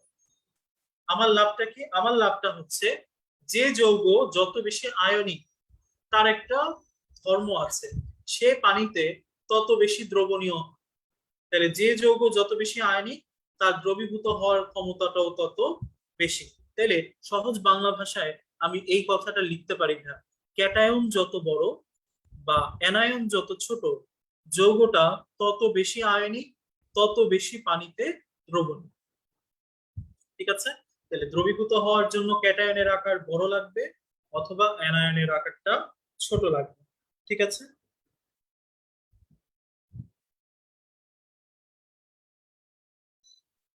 ঠিক আছে, আচ্ছা, এবার খেয়াল করো আমার যে এক্সাম্পলটা দেওয়া আছে, magnesium hydroxide, calcium hydroxide, barium hydroxide, strontium hydroxide, এই এক্সাম্পল গুলাকে যদি আমি সিরিয়াল বাই সাজাই, কারণ সবই যেহেতু হাইড্রোক্সিলের চার্জ, তাহলে হাইড্রোক্সিল নিয়ে অ্যাকচুয়ালি কাজ নাই, আমাকে কাজ করতে হবে যেটা ডিফারেন্ট আছে।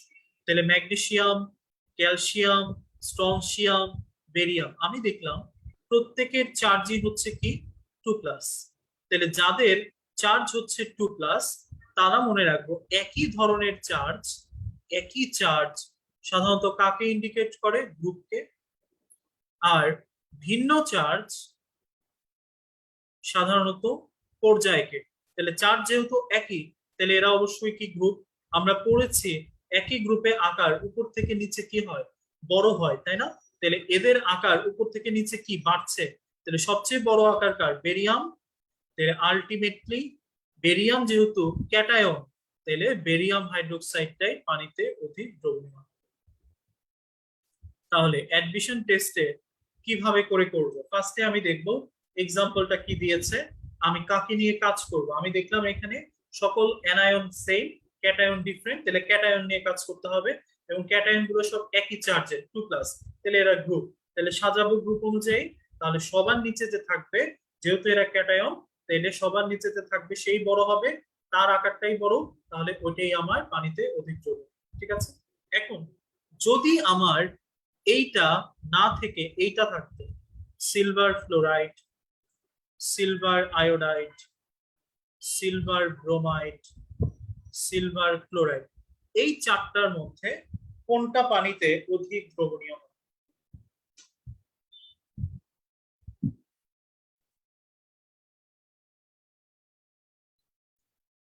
হ্যাঁ, আমি একজন প্রশ্ন করছি, হ্যাঁ এখানে পোলার আয়ন বেশি বলে তাহলে এটা অধিক সমযোজী হবে না?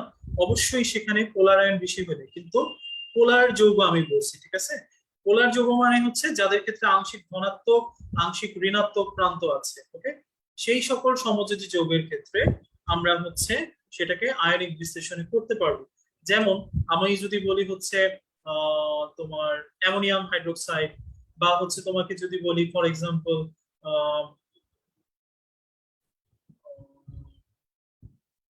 হাইড্রোক্লোরিক অ্যাসিড, হাইড্রোজেন সালফাইড, এই প্রতিটা যৌগ কিন্তু হচ্ছে সমযোজী যৌগ অ্যাসিড।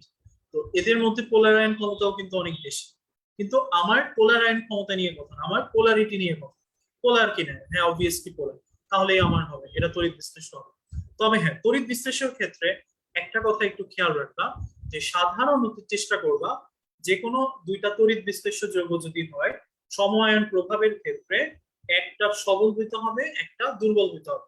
ফর এক্সাম্পল যদি আমি সোডিয়াম ক্লোরাইড নেই, তার সাথে সিলভার ক্লোরাইডটা কিছুটা দুর্বল লবণ।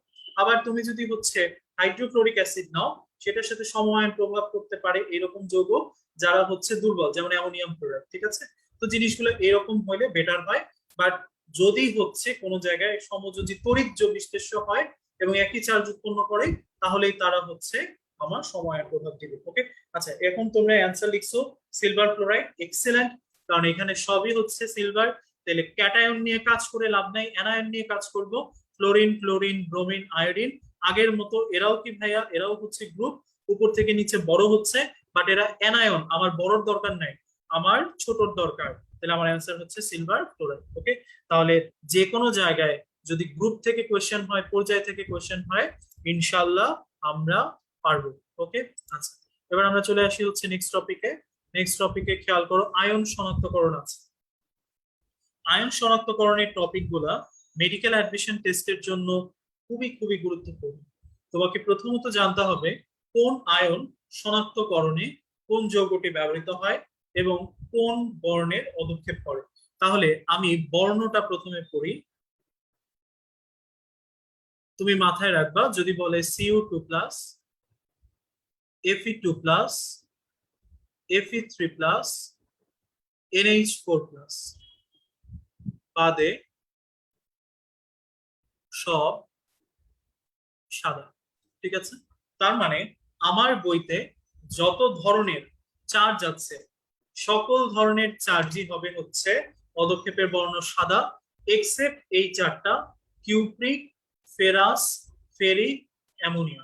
তার মানে এই চারটা বাদে বাকি যা কিছু আছে সবকিছুর পদক্ষেপ করবে হচ্ছে কি সাদা। তাহলে এই চারটা সাদা হবে না, ওকে। তাহলে এই চারটার কালার মুক্ত করবে।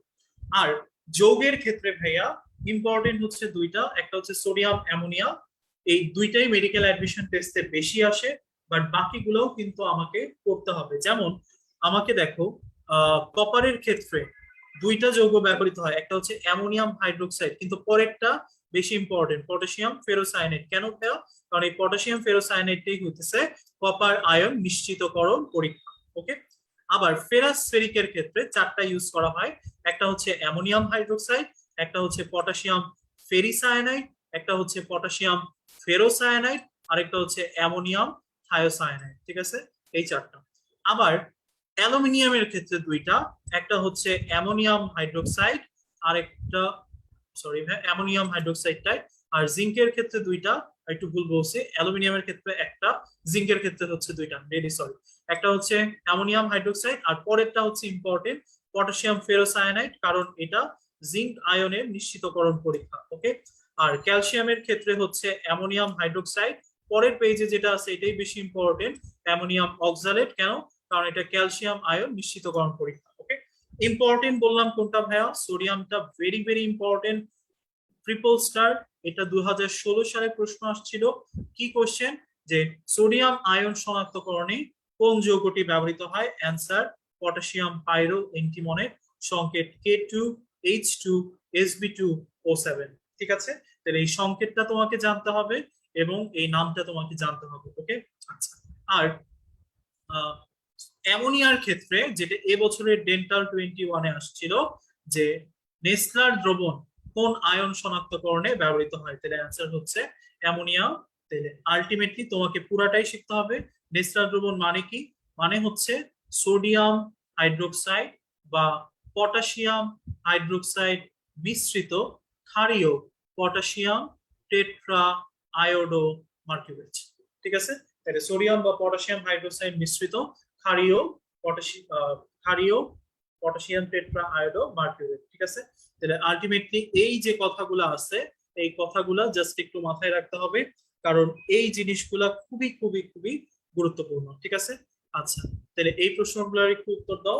সময় হচ্ছে 2 মিনিট। ওকে, 2 মিনিটের একটা ব্রেক, প্লাস হচ্ছে এই প্রশ্নগুলোর উত্তর। ওকে,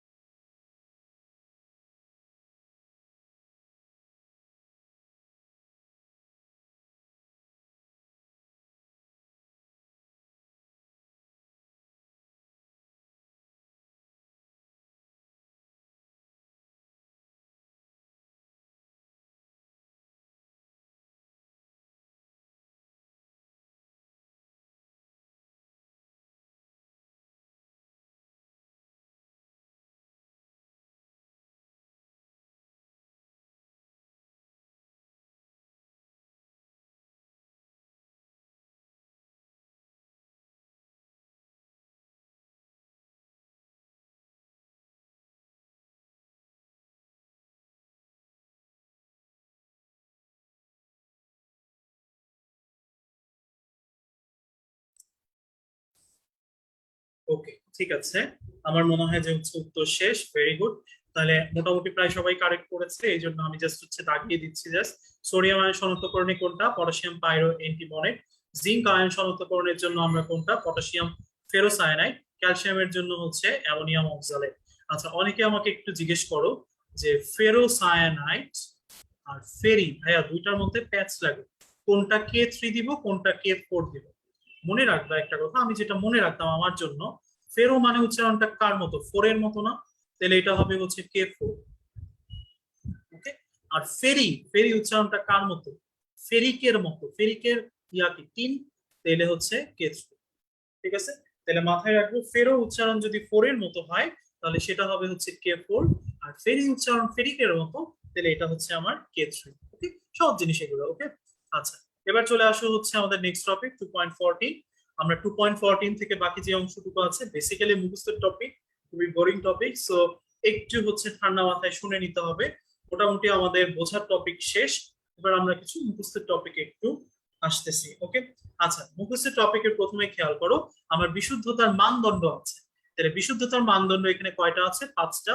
আমরা এই জিনিসগুলোকে সহজে পড়ার জন্য ভাইয়া এই ছন্দটা একটু লিখে নিয়ে আসছি, একটু কষ্ট করে লিখে নাও। দেখো কি বলছে, প্রতি ক্লাস বয়েলের অপেক্ষায় গেল। তাহলে বয়েল আসলো, আসি বলে বয়েল আর এলো না, তাই না? যেটা গান আছে না, বেদের মেয়ে জ্যোৎস্না আমায় ফাঁকি দিয়েছে, বয়েলও ফাঁকি দিয়েছে, তোমাদেরকে আসে নাই এখন।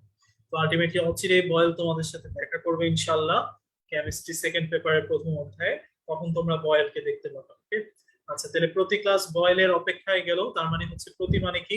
প্রতি স্বরাঙ্ক, ক্লাস মানে হচ্ছে কেলাস গঠন, বয়েলের মানে হচ্ছে বয়েলিং পয়েন্ট, তার মানে স্থির স্ফুটনাঙ্ক, অপেক্ষায় আপেক্ষিক গুরুত্ব বা ঘনত্ব, গেল মানে হচ্ছে স্থির গলনাঙ্ক। ওকে, তাহলে এই 5টা পয়েন্ট হচ্ছে বিশুদ্ধতার মানদণ্ড।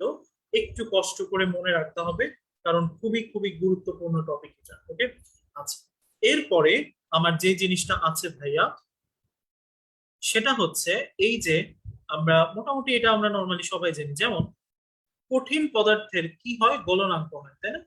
কঠিনের গলনাঙ্ক। তাহলে আমরা সবাই জানি সাধারণত কঠিন পদার্থ যদি সলিড হয়, বিশুদ্ধ হয়, পিওর হয়, তাহলে তার গলনাঙ্ক বেশি থাকে, অর্থাৎ বিশুদ্ধ কঠিনের গলনাঙ্ক বেশি কার অপেক্ষা? অবিশুদ্ধ। তাহলে প্রশ্ন যদি হয় অবিশুদ্ধ কঠিন এর গলনাঙ্ক বিশুদ্ধ অপেক্ষা, মনে রাখবা, 2 থেকে 1 ডিগ্রি সেন্টিগ্রেড কম হয়। ঠিক আছে, অবিশুদ্ধ কঠিন এর গলনাঙ্ক বিশুদ্ধ অপেক্ষা 2 থেকে 1 ডিগ্রি সেন্টিগ্রেড কম হয়। সোজা বাংলা ভাষা এইটুকু কনসেপশন থাকলেই হয়, যেহেতু যেটা কঠিন পিওর সের গলনাঙ্ক তো বেশি হবেই। তাহলে যদি তার মধ্যে একটু অবিশুদ্ধ ইম্পিউরিটি ক্রিয়েট করতে পারো তাহলে ডেফিনেটলি তার গলনাঙ্কটা কমে আসবে, সহজ বাংলা কথা। তাহলে আলটিমেটলি অবিশুদ্ধ কঠিনের গলনাঙ্ক অপেক্ষা কম থাকে, কত কম? 2 থেকে 1 ডিগ্রি সেন্টিগ্রেড। ওকে, আর যেটা তরল সেটা তো উল্টা কাজ হবে, যে তাপমাত্রা পাবে তাতে গলে গলে যাবে। তার মধ্যে তুমি যদি একটু ইম্পিউরিটি দিয়ে দাও তাহলে তার একটু গলতে বেশি সময় লাগবে। তার মানে বিশুদ্ধ তরলের গলনাঙ্ক সাধারণত অবিশুদ্ধ তরলের গলনাঙ্কের চেয়ে কম হয়। তার মানে বিশুদ্ধতার স্ফুটনাঙ্ক কম হয়। তাইলে অবিশুদ্ধ তরলের স্ফুটনাঙ্ক বিশুদ্ধ অপেক্ষা 2 থেকে 1 ডিগ্রি সেন্টিগ্রেড বেশি হবে। ঠিক আছে, তাহলে জাস্ট ঠান্ডা মাথায় চিন্তা করব, কঠিনের ক্ষেত্রে বিশুদ্ধ হইলে বেশি গলনাঙ্ক, তাহলে অবিশুদ্ধ হইলে কম গলনাঙ্ক, তরলের ক্ষেত্রে বিশুদ্ধ হইলে কম স্ফুটনাঙ্ক আর অবিশুদ্ধ হইলে বেশি স্ফুটনাঙ্ক। ওকে, তাহলে এই জিনিসটা একটু ইম্পর্টেন্ট। এই জিনিসটাই দেখো তোমার এই যে সেকেন্ড যে প্যারাটা আছে সেই প্যারাটার মধ্যে বলা আছে। ওকে, আচ্ছা, নেক্সট নেক্সট আমার যেটা সেটা হচ্ছে কোন নির্দিষ্ট যৌগের বিশুদ্ধকরণের সাধারণ ল্যাবরেটরি পদ্ধতি সমূহ। এইখানে অনেকগুলা পদ্ধতি আছে প্রতিটার জন্য, বাট আমরা প্রতিটার সবগুলা পড়বো না। যেটা যেটার জন্য যেটা যেটার জন্য স্পেসিফিক আমরা শুধুমাত্র সেটার জন্যই পড়বো। যেমন কঠিন পদার্থ এখানে স্পেসিফিক হচ্ছে 3টা: কেলাসন, আংশিক কেলাসন, ক্রোমাটোগ্রাফি, যেগুলা আর কারো নাই। আবার তরলের মধ্যে হচ্ছে পাতন, সাধারণ পাতন যেটা, আর গ্যাসীয়র মধ্যে 2টা: শোষণ আর হচ্ছে তরলীকরণ। তার মানে তোমাকে যদি কোনো এক্সাম্পলে বলে, ফর এক্সাম্পল ধরো কোয়েশ্চেন হয়েছে যে নিচের কোনটি কঠিন যৌগের বিশুদ্ধকরণের পদ্ধতি? অপশন এ তে দেওয়া হয়েছে ঊর্ধ্বপাতন, অপশন বি তে দেওয়া হয়েছে ধরো হচ্ছে স্টিম পাতন, অপশন সি তে দেওয়া হয়েছে ধরো হচ্ছে দ্রাবক নিষ্কাশন, অপশন ডি তে দেওয়া হয়েছে হচ্ছে ক্রোমাটোগ্রাফি। তাহলে তোমাকে মাথায় রাখতে হবে সবগুলাই কিন্তু কঠিনের মধ্যে আছে, কিন্তু শুধুমাত্র স্পেসিফিক কোনটা কঠিনের জন্য, ক্রোমাটোগ্রাফি, এই জন্য শুধু ক্রোমাটোগ্রাফি আমার অ্যান্সার হবে। ওকে, আচ্ছা, তাহলে এই প্রশ্ন দুইটার উত্তর আমরাই বলে দিতে পারি। গ্যাসীয় জৈব যৌগের বিশোধন কোনটা? স্পেসিফিক দুইটা ছিল, একটা শোষণ আর একটা কি তরলীকরণ। তাহলে শোষণ পদ্ধতি, অ্যান্সার এটা। তরল যৌগের বিশোধনের জন্য প্রযোজ্য নয় কোনটা? তাহলে দেখো ক্রোমাটোগ্রাফি, এটা শুধুমাত্র স্পেসিফিক কার জন্য, কঠিনের জন্য, তাহলে অ্যান্সার হচ্ছে ক্রোমাটোগ্রাফি। ওকে, তাহলে এই জিনিসগুলা একটু কষ্ট করে তোমাদেরকে জানতে হবে, একটু কষ্ট করে পড়ে ফেলতে হবে, তাহলে ইনশাল্লাহ হচ্ছে ভুল হবে না। ওকে, আচ্ছা, ওকে, এবার চলে আসো হচ্ছে কেলাসন। ঠিক আছে, আচ্ছা, ওকে, থার্ড পার্টটা বেসিক্যালি হচ্ছে সবকিছুর মিক্স, মুখস্থ প্লাস হচ্ছে বোঝা মাস হচ্ছে তোমার অনেক কিছু ফার্স্টটাও এখানে আসতে হয়। সো গুণগত রসায়ন আসলে যখন শেষ হয়ে যায়, তখন যাদের পড়াটা ভালো থাকে আগে থেকে, তাদের জন্য অনেক বেশি ইজি হয়ে যায়। Okay? আচ্ছা, কেলাসন। নর্মালি কেলাসন প্রক্রিয়াটা কি আমরা সবাই জানি, যে কোনো কঠিন পদার্থকে যখন আমি হচ্ছে ধীরে ধীরে, আমি ধরো যে কোনো একটা কঠিন পদার্থ আছে, সেটাকে হচ্ছে আমি গরম করেছি আগে, ঠিক আছে, সেই গলনাঙ্ক থেকে আস্তে আস্তে আমি সেটাকে ঠান্ডা করতেছি। ঠান্ডা করলে আমার কি হবে, দ্রবণটা আস্তে আস্তে করে সম্পৃক্ত হয়ে নিচে অধক্ষেপ করবে, অতিপৃক্ত একটা দ্রবণ হবে। তখন ওই দ্রবণটা থেকে যেটা অধক্ষেপ করে গেছে সেটাকে আলাদা করে দিবে। যেমন হচ্ছে আমরা চিনি উৎপাদন করি, চিনিকে জাল দিতে দিতে দিতে এক সময় তার সম্পৃক্ত হওয়ার ক্ষমতা যখন হারায় ফেলে, তখন দানাদার চিনিটা নিচে পড়ে যেতে থাকে একটু একটু করে। তাল মিস্ত্রি স্পেসিফিক উদাহরণ। তো এইটা ভাবে আমরা কেলাসন প্রক্রিয়ায় আসলে পণ্যগুলাকে আলাদা করে ফেলি। তো আলটিমেটলি কেলাসনে যে জিনিসটা মনে রাখতে হবে, ডেফিনেশন আসবে না আপনার, তোমাকে মনে রাখতে হবে এই কথাটা, মাতৃদ্রবণ এক ধরনের কি দ্রবণ, সম্পৃক্ত দ্রবণ, এবং এই মাতৃদ্রবণ দ্বারা যে কেলাসিত কঠিন পদার্থ তৈরি হয় সেটা বিশুদ্ধ অবস্থায় ভেজাল মুক্ত থাকে। ওকে, তার মানে কেলাসিত থেকে তুমি যা পাবা সেটা হচ্ছে একটা বিশুদ্ধ পদার্থ। ওকে, আচ্ছা, নিচে আরেকটা জিনিস জাস্ট হচ্ছে একটু কষ্ট করে দেখে নিলেই হবে, সেটা হচ্ছে ভাইয়া এই যে কেলাসন প্রক্রিয়ায় সঠিক দ্রাবক নির্বাচন খুবই গুরুত্বপূর্ণ। এখানে কিছু পোলার দ্রাবকের এক্সাম্পল আছে, আগেকার পোলার দ্রাবকের চেয়ে এই পোলার দ্রাবক গুলা একটু ডিফারেন্ট। ওকে, তাহলে এই পোলার দ্রাবক গুলা একটু করে ফেলতে হবে। ওকে, তাহলে কোনটা পোলার কোনটা অপোলার জাস্ট হচ্ছে এখান থেকে একটু দেখে নিবা, ঠিক আছে। আচ্ছা, এবার চলে আসা হচ্ছে আংশিক কেলাসন। আংশিক কেলাসনে জাস্ট প্রয়োগটা পড়লেই হবে। চিনি বা সুগার শিল্পে প্রাথমিকভাবে কেলাসিত চিনিকে জলীয় দ্রবণ থেকে আংশিক কেলাসন প্রক্রিয়ায় অপদ্রব্য থেকে পৃথক করা হয়। ঠিক আছে, তাহলে এই প্রয়োগগুলাই বেসিক্যালি এই পদ্ধতিগুলাতে সবচেয়ে বেশি ইম্পর্টেন্ট, সেগুলা দেখলেই হবে। ওকে, আচ্ছা, পাতন। পাতন কি ভাই? আমরা সবাই জানি যে কোনো একটি নির্দিষ্ট তরল এর স্ফুটনাঙ্কে বিয়োজিত না হয়ে যদি সরাসরি বাষ্পীভূত হয় এবং পরবর্তীতে সেই বাষ্পটাকে পুনরায় ঘনীভবন প্রক্রিয়ায় শীতলীকরণ করা হয়, তখন তাকে থেকে আমরা যে পদার্থটা পাই সেটাকে আমরা বলি হচ্ছে পাতন। তো এই পদ্ধতিতে দুইটা কাহিনী ঘটে, একটা হচ্ছে তরলের বাষ্পীভবন, একটা হচ্ছে ওই বাষ্পটার ঘনীভবন। তাহলে প্রশ্ন আসতে পারে তরল মানে কি? তরল মানে হচ্ছে তরলের বাষ্পীভবন যোগ বাষ্পের ঘনীভবন। ঠিক আছে, আচ্ছা, নিচের কথাটা একটু দাগাও। সাধারণত পাতন কয় শ্রেণীতে ভাগ করা হয়? 5 শ্রেণীতে। একটা হচ্ছে সাধারণ পাতন, একটা হচ্ছে আংশিক পাতন, একটা হচ্ছে সমস্ফুটন পাতন, একটা হচ্ছে বাষ্পচাপ পাতন, একটা হচ্ছে নিম্নচাপ পাতন। তাহলে 5 ধরনের পাতন তোমাকে অবশ্যই প্রয়োগ গুলা মাস্ট মাস্ট জানতে হবে। ওকে, তাহলে সাধারণ পাতনে আসো। সাধারণ পাতনে তোমার বইতে একটা কথা বলা আছে, তুমি মনে রাখবা, দুইটা তরলের স্ফুটনাঙ্কের পার্থক্য যদি 40 ডিগ্রি সেন্টিগ্রেডের বেশি হয়, তাহলে এই প্রক্রিয়াটাকে আমি বলবো হচ্ছে সাধারণ পাতন। আর যদি 40 ডিগ্রি সেন্টিগ্রেডের কম হয়, তাহলে তাকে আমরা বলবো হচ্ছে আংশিক পাতন। ওকে, তাহলে 40 ডিগ্রি সেন্টিগ্রেডের বেশি যদি হয়ে যায়, তাহলে সেটাকে আমরা বলবো সাধারণ পাতন। 40 ডিগ্রি সেন্টিগ্রেডের কম যদি স্ফুটনাঙ্কের পার্থক্য হয়, তাকে আমরা বলবো হচ্ছে আংশিক পাতন। ওকে, তাহলে এই কথাটা কিন্তু তোমাকে এক কথার উত্তরে দিয়ে দিতে পারে। ঠিক আছে, আচ্ছা, এবার আংশিক পাতনে চলে আসো। এর যে এক্সাম্পল গুলা, এই এক্সাম্পল গুলা আমরা একটা ছোট্ট মিনি নয়েজ দিয়ে মনে রাখবো। কি মিনিমাইজ ভাইয়া? একটু কষ্ট করে লিখে নাও, আপেল স্পিরিট। তার মানে আমার হচ্ছে যেটা আংশিক পাতন, সেটার যে এক্সাম্পল গুলো রয়েছে সেটা মনে রাখার উপায় হচ্ছে সরেয়া দিয়ে আল কাতরা, পে দিয়ে হচ্ছে পেট্রোলিয়াম, ল দিয়ে হচ্ছে লঘু তেল, স্পিরিট মানে হচ্ছে ভাইয়া রেকটিফায়ার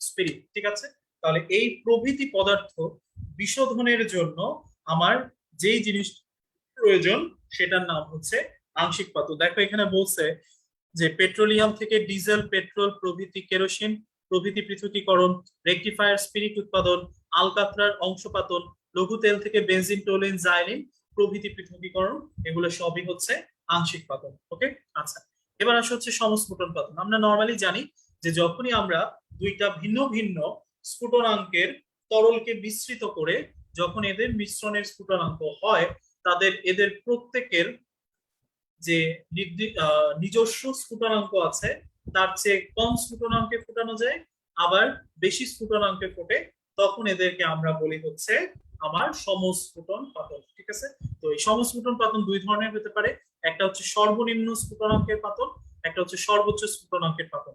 তোমাকে দুইটার এক্সাম্পল জাস্ট একটু মনে রাখতে হবে। সর্বনিম্ন হচ্ছে ইথানল এবং পানির মিশ্রণ, ইথানল হচ্ছে 95.6% আর পানি 4.4%। এদের উভয়কে একত্রে যে মিশ্রণটা হয় এদেরকে আমরা সাধারণত কি বলি? রেকটিফায়ার স্পিরিট বলি। আর সর্বোচ্চ স্ফুটনাঙ্কের যে মিশ্রণ আছে সেটার মধ্যে নাইট্রিক অ্যাসিড থাকে, পানি থাকে, নাইট্রিক অ্যাসিড 68.6, পানি 4, আর পানি হচ্ছে 31.6%। ওকে, এদের স্ফুটনাঙ্ক গুলো একটু করবা। যেমন ইথানলের যে স্ফুটনাঙ্ক সেটা আমরা জানি 78.3, পানি হচ্ছে 100, দুইটার একত্রে যখন মিশ্রণ হয় তখন 78.15।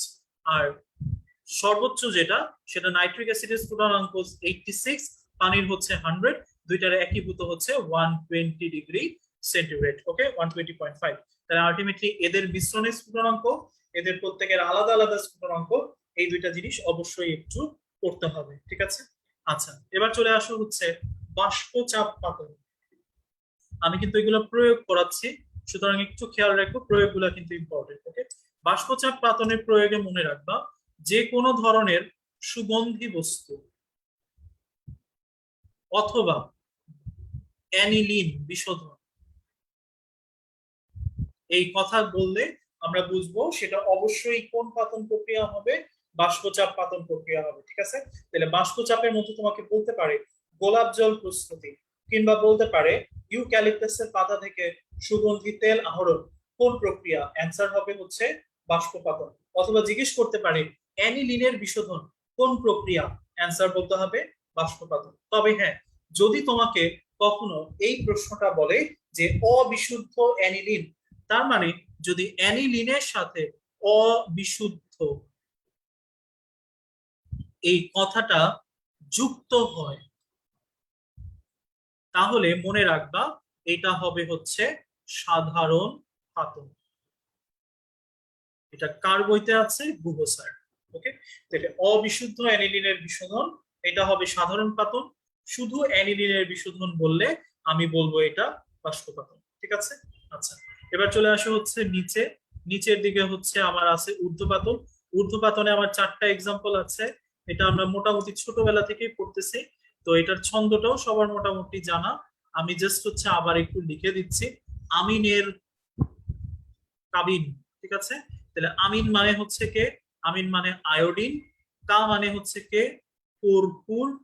ঠিক আছে, বে মানে খুবই ইম্পর্টেন্ট, এটাই চেঞ্জ করে দেয়, বেনজয়িক অ্যাসিড, নট বেনজিন। ঠিক আছে, নট বেনজিন, বেনজয়িক অ্যাসিড। আর দন্তন্য মানে হচ্ছে ন্যাপথালিন বা ন্যাপথা। ঠিক আছে, তাহলে এই 4টা হচ্ছে আমার কি ঊর্ধ্বপাতন করা যায় এরকম দ্রব্য। ওকে, আচ্ছা এবার তাহলে চলে আসো হচ্ছে আমার মোটামুটি লাস্টের দিকে। তাহলে এটা কি ন্যাপথলিন বিশোধনের নিচের কোন প্রক্রিয়াটি ব্যবহৃত হয়? ঊর্ধ্বপাতন। ঠিক আছে, আচ্ছা এবার চলে আসো ক্রোমাটোগ্রাফি। খুবই খুবই খুবই ইম্পর্টেন্ট টপিক, অত্যন্ত গুরুত্বপূর্ণ একটা টপিক, যেই টপিক থেকে মেডিকেল কলেজ অ্যাডমিশন টেস্টে কোয়েশ্চেন আসে। রিসেন্টলি ডেন্টাল অ্যাডমিশন টেস্টে কোয়েশ্চেন আসছে। ওকে,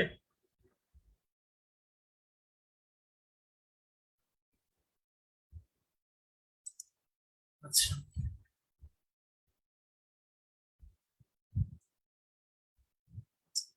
ক্রোমাটোগ্রাফি, ঠিক আছে। ক্রোমাটোগ্রাফি নর্মালি হচ্ছে আমরা কি বুঝি, ক্রোমাটোগ্রাফি হচ্ছে একটা বিশ্লেষণমূলক পদ্ধতি, যেই পদ্ধতিতে সাধারণত জৈব যৌগ যেগুলো আছে সেগুলা দুই বা ততোধিক উপাদান, সেগুলোর কোনো একটি মিশ্রণকে আমি স্থির মাধ্যম, কোনো একটাতে আমি চলনশীল বা হচ্ছে গতিশীল অবস্থায় রেখে আমি সাধারণত মিশ্রণগুলোর অধিশোষণ মাত্রার ভিত্তিতে আমি ভাগ করে তাদেরকে যে পৃথক করা হয় সেই প্রক্রিয়াকে আমরা বলি হচ্ছে ক্রোমাটোগ্রাফি। অর্থাৎ ক্রোমাটোগ্রাফি ডিপেন্ড করে যে মিশ্রণটা আমি নিচ্ছি তার যে উপাদানগুলো আছে, অর্থাৎ জৈব যৌগগুলো আছে, তার যে হচ্ছে উপাদানগুলোর অধিশোষণ মাত্রা, সেইটার উপরে ডিপেন্ড করে যে সে কতটুকু তাড়াতাড়ি পৃথক করা যায়। ওকে, তাহলে আলটিমেটলি কার উপর ডিপেন্ড করে, অধিশোষণের মাত্রার উপর। নিয়ম হচ্ছে যে যৌগ যত বেশি পোলার পোলার তার অধিশোষণ মাত্রাও তত বেশি। তাহলে বুদ্ধি করে বলো তো ভাইয়া, এ, বি, সি, ডি। তোমরা জৈব যৌগ অনেক ভালো পারো, আমাকে বলো এই চারটা যৌগের মধ্যে সবচেয়ে বেশি পোলারিটি কোন যৌগটার? খুব ইজি একটা কোয়েশ্চেন, একদম ইজি ভাইয়া। Good, very good, carboxylic acid. আমরা জানি অ্যাসিডের পোলারিটির মাত্রা সবচেয়ে বেশি, তাহলে যার পোলারিটি বেশি সেই সবচেয়ে বেশি অধিশোষিত হবে।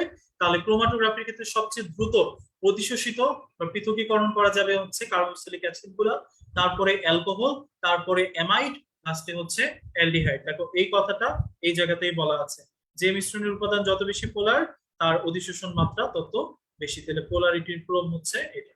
ওকে, খুবই খুবই খুবই গুরুত্বপূর্ণ একটা টপিক। ওকে, আচ্ছা, এবার আসো ক্রোমাটোগ্রাফির শ্রেণী বিভাগ। ওকে, ক্রোমাটোগ্রাফিকে প্রধানত আমরা দুই ভাগে ভাগ করি, এর দুইটা দশা আছে, দুইটা ভাগ আছে। একটা অধিশোষণ ক্রোমাটোগ্রাফি আর একটা বন্টন বা বিভাজন ক্রোমাটোগ্রাফি, ঠিক আছে। তাহলে অধিশোষণ ক্রোমাটোগ্রাফির মধ্যে আবার দুইটা ভাগ আছে, একটা কলাম ক্রোমাটোগ্রাফি, একটা পাতলা স্তর ক্রোমাটোগ্রাফি। বন্টনে দুইটা আছে, একটা পেপার ক্রোমাটোগ্রাফি, একটা গ্যাস ক্রোমাটোগ্রাফি। এখন এই প্রতিটা ক্রোমাটোগ্রাফির নাম এবং এদের দশাটা তোমাকে জানতে হবে। তাহলে আমি লিখবো অধিশোষণ সমান সমান পাক সমান সমান কত, ক, ত, কত। ওকে, তাহলে অধিশোষণ ক্রোমাটোগ্রাফি পাক সমান সমান কি, কত। তার মানে কি, অধিশোষণ ক্রোমাটোগ্রাফির দুইটা শ্রেণী বিভাগ আছে, একটা হচ্ছে পয়াকার দিয়ে পাতলা স্তর, একটা হচ্ছে ক দিয়ে কলাম। দুইটার ক্ষেত্রেই ভাইয়া ক দিয়ে যেটা হচ্ছে আমার আহ দশা, সেটা দেখো স্থির মাধ্যম, ক দিয়ে হচ্ছে কঠিন, চ দিয়ে হচ্ছে চলনশীল মাধ্যম তরল। তাহলে পাক সমান সমান ক, তো কত। ওকে, তাহলে পাতলা স্তর ক্রোমাটোগ্রাফি, কলাম ক্রোমাটোগ্রাফি, উভয়ের স্থির মাধ্যম কঠিন, উভয়ের চলনশীল মাধ্যম হচ্ছে তরল।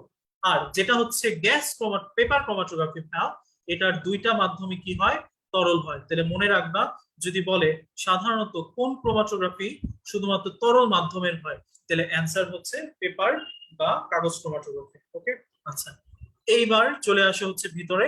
এগুলা থেকে ক্রোমাটোগ্রাফি থেকে ভাইয়া কিছুই লাগবে না অ্যাকচুয়ালি, জাস্ট হচ্ছে এর প্রয়োগ গুলা পড়বে। তাহলে ক্রোমাটোগ্রাফি কি, এটা হচ্ছে একটা পৃথকীকরণ পদ্ধতি। কোনটা ক্রোমাটোগ্রাফি শ্রেণী বিভাগ, স্তম্ভ মানে কি, কলাম, তাই না। পাতলা স্তর ক্রোমাটোগ্রাফি পড়ছে, কাগজ বা পেপার ক্রোমাটোগ্রাফি পড়ছে, কোষীয় ক্রোমাটোগ্রাফি পড়ি নাই, তবে হচ্ছে গ্যাস ক্রোমাটোগ্রাফি। ওকে, আচ্ছা, তাহলে আলটিমেটলি জাস্ট এই জিনিসগুলো পড়বো। এই যে কলাম ক্রোমাটোগ্রাফির খালি এক্সাম্পল পড়বা, ভিতরে পড়ার কোনো প্রয়োজন নাই, ঠিক আছে। ভিতরে আমার প্রয়োজন হবে না, ঠিক আছে। খালি এই ক্রোমাটোগ্রাফি গুলো প্রয়োগ করতে হবে, দ্যাটস ইট। ব্যাখ্যা মেডিকেল কলেজ অ্যাডমিশন টেস্টের জন্য প্রয়োজন নাই। ওকে, আচ্ছা, এবার চলে আসো হচ্ছে আজকের লাস্ট টপিক যেটা, সেটা হচ্ছে আরএফ বা রিটেনশনাল ফ্যাক্টর বা ফ্যাক্টর অফ রিফ্র্যাকশন। ওকে, যেটাই বলো। তাহলে এই আরএফটা তুমি দেখো এখানে একটা সমীকরণ আছে, আমি একটু জাস্ট এইখানে নিয়ে আসতেছি বড় করে, এবং চারটা পয়েন্ট আছে, বইয়ের সাথে মিলাবা, আমার সাথে পড়বা। ওকে, আরএফ ইজ ইকাল টু উপাদান কর্তৃক অতিক্রান্ত দূরত্ব ডিভাইডেড বাই দ্রাবক কর্তৃক অতিক্রান্ত দূরত্ব। ঠিক আছে, তাহলে খেয়াল করো, উপাদান কর্তৃক অতিক্রান্ত দূরত্ব ডিভাইডেড বাই দ্রাবক কর্তৃক অতিক্রান্ত দূরত্ব। তাহলে প্রথম কথা হচ্ছে এই পুরো সমীকরণে তুমি গোল্লা দাও হচ্ছে দ্রাবকের উপর এবং তার নিচে লিখো হচ্ছে বেশি। কেন লিখছি ভাইয়া বেশি? কারণ 4 নাম্বার পয়েন্টটা পড়ো, দ্রাবকের প্রকৃতির উপর আরএফ এর মান নির্ভরশীল। তাহলে আমি যার উপর নির্ভরশীল সেই তো আমার কাছে সবচেয়ে বড়, তাই না? তাহলে আমি কার উপর নির্ভরশীল? দ্রাবক। তাহলে আরএফ এর মান কার উপর? দ্রাবকের উপর নির্ভরশীল, এবং এটার মান কি? বেশি। তাহলে যে কোনো ভগ্নাংশের নিচে যদি বেশি মান হয়, উপরে ডেফিনেটলি কম আছে। ফর এক্সাম্পল 1/2, 1/3, তাহলে এটার মান কত? 0.5, এটার মান কত? 0.33, তাই না? তাহলে আলটিমেটলি সবাই কি 1 এর চেয়ে কম না ভাইয়া? তাহলে মনে রাখবা আরএফ এর মান সর্বদা 1 এর চেয়ে কম হবে। ওকে, আচ্ছা, এবার খেয়াল করো, উপরে আছে অতিক্রান্ত দূরত্ব, নিচে আছে অতিক্রান্ত দূরত্ব। একটু আগেই বলছি একই জাতীয় রাশির অনুপাতের কোনো একক থাকে না। তাহলে একই জাতীয় রাশির কোনো অনুপাতের কোনো একক নাই, তাহলে আরএফ এর কোনো একক নাই। ওকে, সোজা জিনিস। আর সবাইকে নিয়ে কথা বলছি, কাকে নিয়ে বলি নাই? উপাদান। তাহলে আরএফ এর মান থেকে কার মান শনাক্ত করা যায়? উপাদানের মান শনাক্ত করা যায়। ওকে, তাহলে প্রতিটা মানে শব্দ এক একটা অ্যান্সার। তুমি জাস্ট ঠান্ডা মাথায় চিন্তা করে দিলেই হবে। তাহলে কার মানের উপর ডিপেন্ডেন্ট? দ্রাবক। দ্রাবক বেশি আছে, উপরে কম আছে, অনুপাত 1 এর চেয়ে কম। দুটোই একই জাতীয় রাশির অনুপাত অতিক্রান্ত দূরত্বের, তাহলে একক নাই। আর উপরে কাকে শনাক্ত করতেছি? উপাদানকে শনাক্ত করতেছি। আরেফ শেষ। ওকে, তাহলে আমাকে বলো তো 2.45 এই অবজেক্টিভের অ্যান্সারটা কত?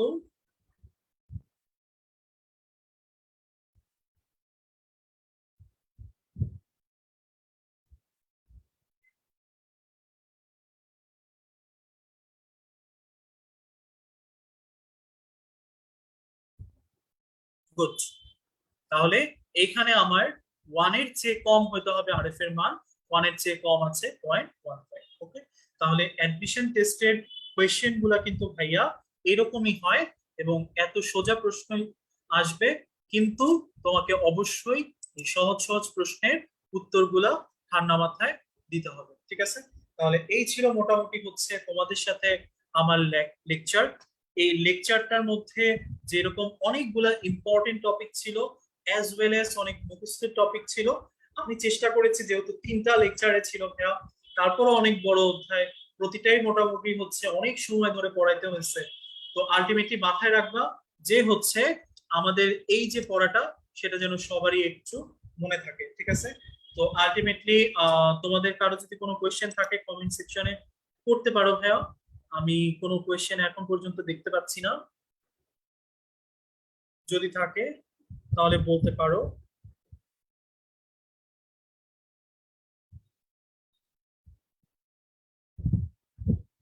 দ্রাবক নিষ্কাশন পার্টটা কি লাগবে কিনা ভাইয়া? দ্রাবক নিষ্কাশন পার্টের মধ্যে জাস্ট একটা কথাই লাগবে, নার্নস্টের নীতিটি দ্রাবক নিষ্কাশনের জন্য প্রয়োজন, এবং দ্রাবক নিষ্কাশনে কিছু প্রয়োগ আছে, মরিচের গুঁড়া, তারপর হচ্ছে নারিকেলের নির্যাস থেকে সুগন্ধি তেল আহরণ, এক্সেট্রা এক্সেট্রা।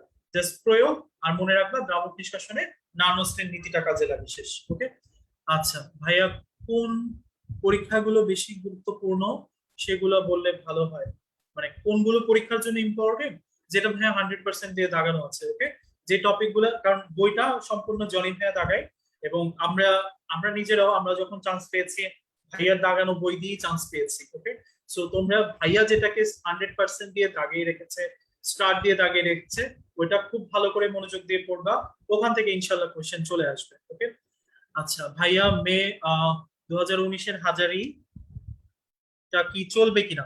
হ্যাঁ, সকল বই চলবে, কিন্তু নতুন এডিশন আসলে নতুন এডিশনের যে এক্সট্রা ইনফো গুলো আছে সেটা তোমার বইয়ে থাকলেই হয়েছে। ওকে, তাহলে তুমি একটা কাজ করতে পারো, তোমার বইটাই পড়তে পারো। জাস্ট হচ্ছে তুমি কি করবা, তুমি তোমার বইয়ের যে হচ্ছে নতুন এডিশনের বইতে যেগুলো নাই সেগুলো অ্যাড করে নিবা। ওকে, আচ্ছা। ভাইয়া শুধু প্রয়োগগুলা পড়লেই হবে কিনা? অবশ্যই হবে। আর কিছু কখনোই অ্যাডমিশন টেস্টে আসেনি, না পড়লেও চলবে। ওকে, আচ্ছা। ভাইয়া সংস্ফুটন পাতন, যতটুকু আমি বলেছি ভাইয়া ততটুকুই। সংস্ফুটন পাতনের ক্ষেত্রে সাধারণত দুইটা তরলের স্ফুটনাঙ্কের পার্থক্য আমি হচ্ছে নেই। সাধারণত মিশ্রণে যখন দেওয়া হয় তখন দুইটা সাধারণত অনেক দ্রুত তাপমাত্রাতেই হচ্ছে আমার কি হয়ে যায়, স্ফুটনাঙ্ক বা এটা ফুটতে থাকে, তার মানে স্ফুটনাঙ্কের মানটা কমে আসে, সেটার উপর বেসিস করেই দুইটা পদার্থকে পৃথক করা হয়। ওকে, আয়ন শনাক্তকরণের ক্ষেত্রে ভাইয়া কোন পরীক্ষাগুলো করলে? বেসিক্যালি দুইটা সবচেয়ে ইম্পর্টেন্ট, সেটা হচ্ছে সোডিয়াম আর একটা হচ্ছে অ্যামোনিয়া।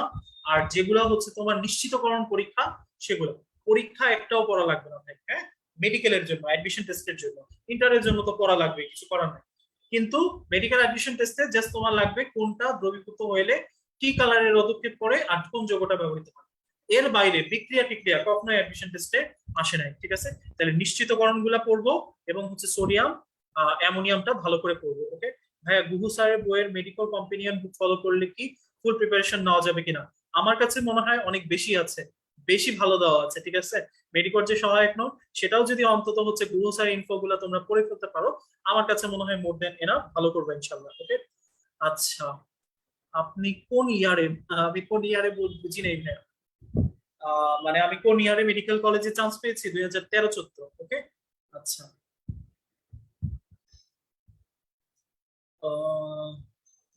ক্যাটায়ন থেকে অ্যানায়ন ছোট হইলে পোলার আয়ন বেশি হলে সমযোজী হবে কিনা? হ্যাঁ, অবশ্যই।